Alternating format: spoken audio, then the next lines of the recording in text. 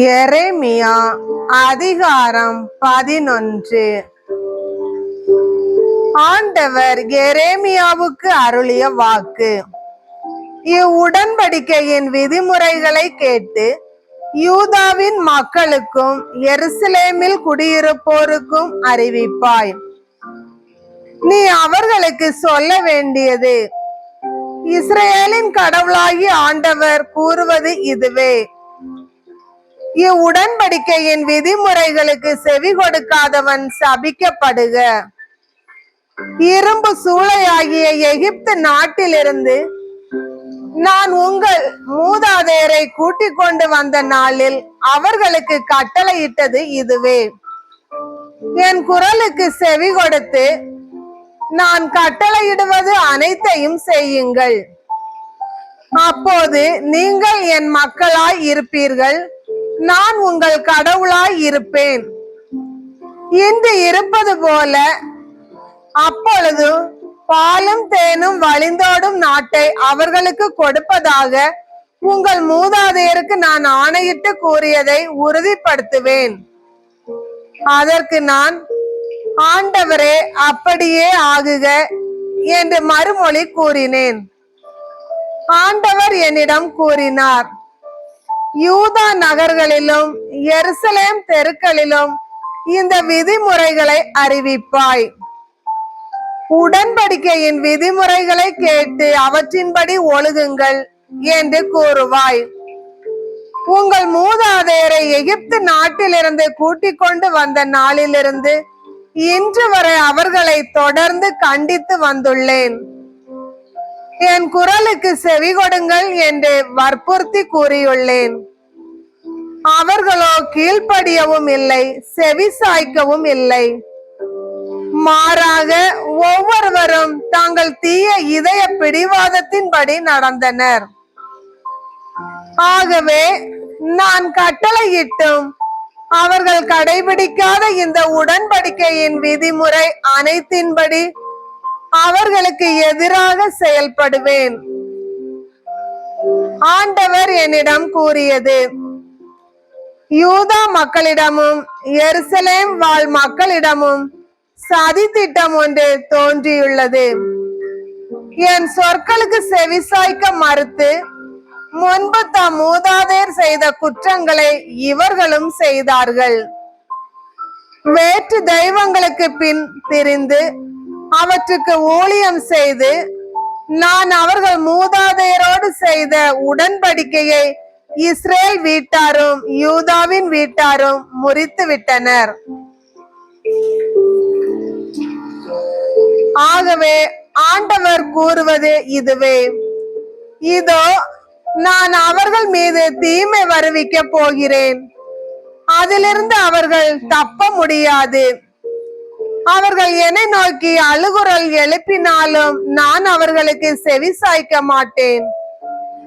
அப்போது யூதா நகர்களில் குடியிருப்போரும் எருசலேம் வாழ் மக்களும் தாங்கள் தூபம் காட்டி வணங்கும் தெய்வங்களிடம் ஓடி சென்று அழுகுரல் எழுப்புவார்கள். ஆனால் அவர்களுக்கு தீமை நேர்ந்த காலத்தில் அவற்றால் அவர்களை விடுவிக்கவே முடியாது.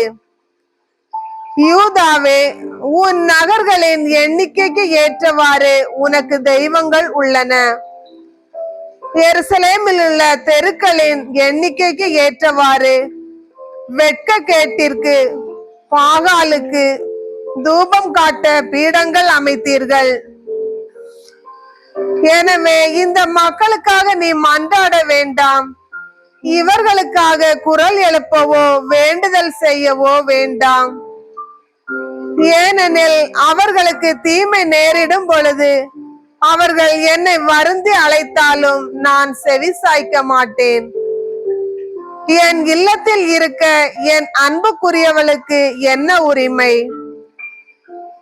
அவள்தான் தன் எண்ணற்ற இழி செயல்களை செய்து வருகிறாளே.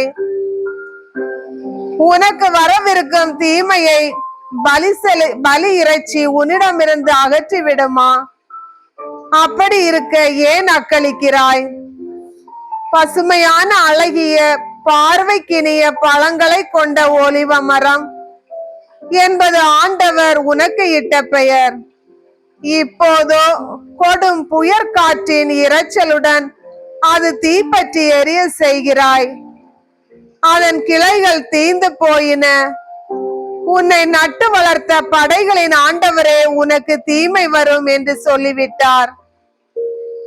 ஏனெனில் இஸ்ரேல் வீட்டாரும் யூதா வீட்டாரும் தீச்செயல் செய்தார்கள்.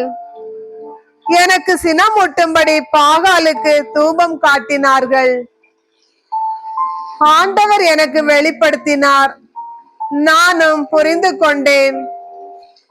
பின்னர் நீர் அவர்களின் செயல்களை எனக்கு காட்டினீர். வெட்கத்திற்கு கொண்டு செல்லப்படும், வெட்டுவதற்கு கொண்டு செல்லப்படும் சாந்தமான செம்மறி போல் இருந்தேன். அவர்கள் எனக்கு எதிராய், மரத்தை பழத்தோடு அழிப்போம், வாழ்வோரின் நாட்டிலிருந்து அவனை அகற்றி விடுவோம், அவன் பெயர் மறக்கப்படட்டும் என்று சொல்லி சதித்திட்டம் தீட்டியதை நான் அறியாதிருந்தேன்.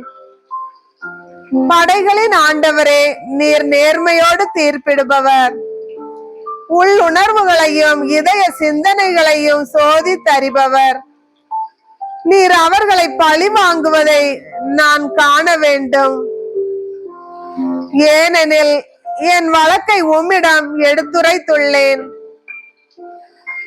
ஆண்டவரின் பெயரால் இறைவாக்கு உரைக்காதே. உரைத்தால் எங்கள் கைகளாலே சாவாய் என்று கூறி என் உயிரை பறிக்க தேடும் அனதோத்தை சார்ந்த ஆள்களை பற்றி படைகளின் ஆண்டவர் இவ்வாறு கூறுகிறார். இதோ நான் அவர்களை தண்டிக்க போகிறேன். இளைஞர்கள் வாளால் மடிவர், புதல்வர் புதல்வியர் பஞ்சத்தால் அழிவர். அவர்களுள் யாரும் எஞ்சியிருக்க மாட்டார்கள். அனதோத்தை சார்ந்த ஆள்கள் மேல் அவர்களை தண்டிக்கும் ஆண்டில் தீமை வர செய்வேன்.